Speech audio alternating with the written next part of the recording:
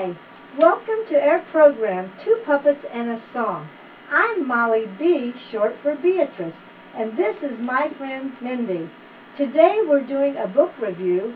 Names have been changed, synonyms have been used, but the meaning of the content is accurate on this fictitiously named book, Streams of My Father, an autobiography by Rock O. Bauman. The format of the review is Did You Know? Or Bet You Didn't Know? Molly, what does the O stand for in Rock's middle name? I don't know, Mindy, but after reading this book, it should stand for Oh my goodness! To me, the book seems to be about Mr. Rock's disdain and resentment for the Caucasian race and his seemingly inner wish for black nationalism and socialism. You listen and decide from a few excerpts. Did you know that Mr. Rock, who is biracial, said that for a long time he never divulged his white blood because he didn't want to be indebted or beholden to whites? It became very obvious in this autobiography that Mr. Rock resented being half white. He even said that he and his black buddies' anger at whites needed no direct reason and that they could switch their emotions on and off for their own comfort and advantage. Golly gee, Molly B! Mr. Rock so distrusted whites that when his white friends wanted to high-five him as a greeting, he told black friends the white friends were poking fun at him. Wow! Did you know that one of Rock Obama's favorite authors is Malcolm X, an Islamic black nationalist? Mr. Rock calls Malcolm X writing a poetic and powerful style. Mr. Rock said he even envisioned himself following the call of Malcolm X. Wasn't Malcolm X the leader of a black militant group called the Black Tigers? I've seen striped tigers and white tigers, but not black tigers. We know what you mean, Mindy. Mr. Rock also liked reading Lucas Farrakhan, another Islamic black nationalist who, as well as Malcolm X, referred to whites as blue-eyed devils, who caused blacks so much pain. Golly gee, Molly B! I've heard of green-eyed monsters, but not blue-eyed devils. Wow! Did you know Mr. Rock Obama said in his autobiography that the only thing a black person could decide as their own identity was to retreat, becoming an inner ball of fury until they realized they had no power, until they became defeated? He said if a black person would stand up to this defeat, the whites would label you as an angry, crazy, out-of-control N-word. Oh, my! Golly gee, Molly B! Sounds to me like Mr. Rock had quite an angry imagination and heart in the early 90s. I'm glad it's not really like that. So am I, Mindy, so am I. Did you know Mr. Rock even compared angry black people remembering slavery as no different than Jews remembering the Holocaust? What? What?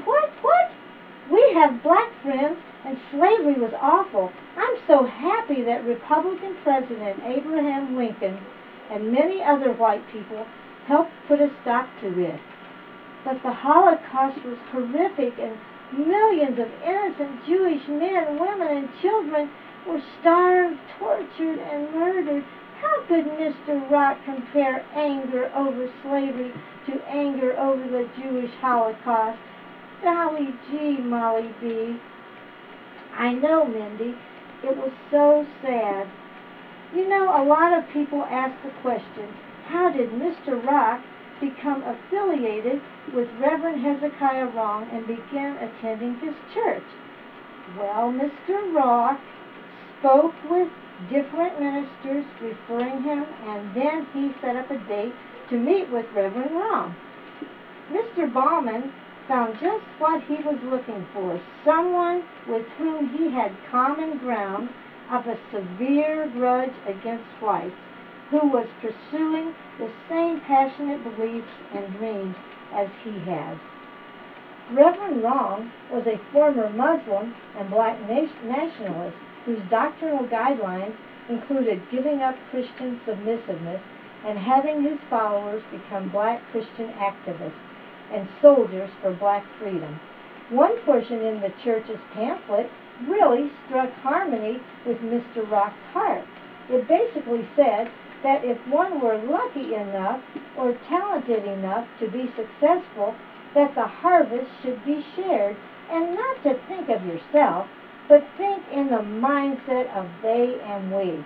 It was primarily called an admonishment or reproval of seeking middle-class status. Or in other words, Mindy, people should refuse to acknowledge a middle-class status. Reverend Hezekiah Wrong also spoke of the hard-hearted people who made the policies in the White House and in the State House. Barack Obama attended Reverend Wrong's church for over 20 years. He called the people in the White House hard-hearted? Yes, Mindy. Did you know, Mindy, in the early 80s, Barack Obama said there needed to be a change in the White House, where he said Reagan and his slaving attendants were doing their dirty actions and that a change was needed in Congress. A Congress, he said, that was consenting and rotten. Mr. Rock talks like that against one of our greatest presidents, Ronald Reagan, and America's Congress? Golly gee, Molly B. In this 500-page autobiography, Mr. Rock talks about his father's black ancestry and place of birth. Mr. Bauman said he was so impressed with this place because everyone was black, so he could be his natural self and didn't have to live a lie. Wow! Mindy, speaking of Mr. Rock Obama's black ancestry, Mr. Rock was very impressed with his grandfather's Islamic religion. Mr. Rock talks of the pride and successful life of the Nation of Islam, and he said that all the black race are possible and probable nationalists. Let us remember, Mindy, that his favorite authors, Mark of X and Lucas Farrakhan, were Muslim and black nationalists, and Reverend Wrong was a former Muslim and black nationalist. And for the last comment on this subject, Mr. Rock said the person who made him the most proud was someone he knew well, who had gone back to his black roots and had converted to the Muslim religion. Okay. Mindy, are you going to read the book? No, Molly B. I know all I need to know. We as Americans, black, white, Hispanic, and all other nationalities, are proud of our country, our Constitution, and our religious belief in God we trust. Please vote what is right. Please listen to our songs, and for more of our songs, just go to Google and put on Getting Kinda Tired. Yes, we got kinda tired since 2008. Yes, I know, Mindy. But anyway, you can Google Getting Kinda Tired and Amaze, A-M-A-Z-E. Thank you for listening, and God bless America.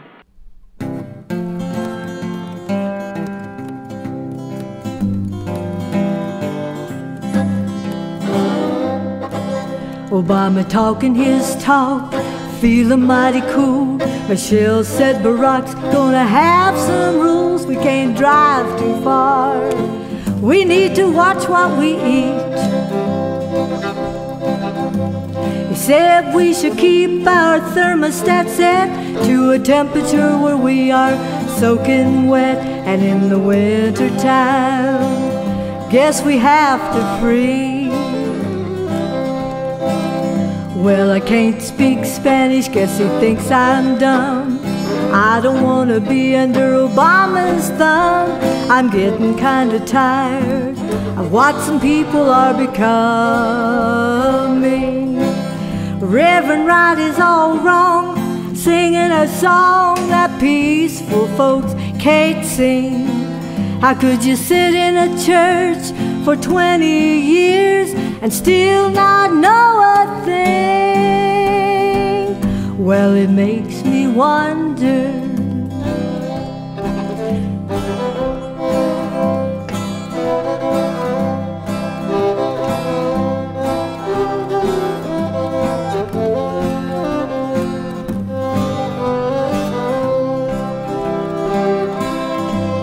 Barack knows the surge is working, says he'd still have said no while lives are being saved. Well, I want you to know Obama's out of touch with reality.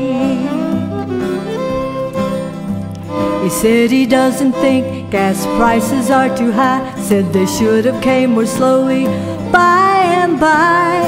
Oh my, I could almost cry.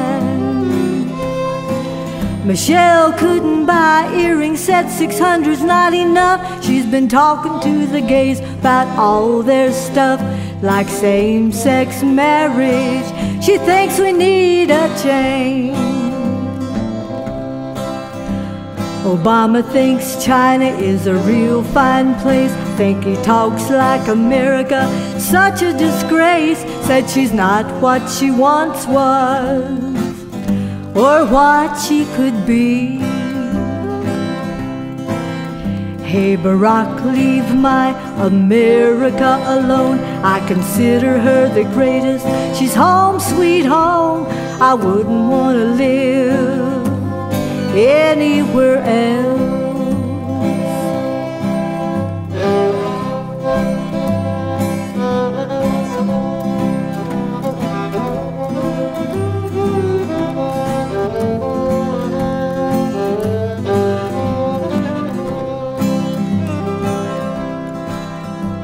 Barack said if his daughters make a mistake, well, we know that can happen, for goodness sake. He said he wouldn't want his daughters punished with a baby. Obama believes in pulling babies from the womb to suck out their brains. Our liberals whistling a tune, and I wonder if it's just Jesus loves me.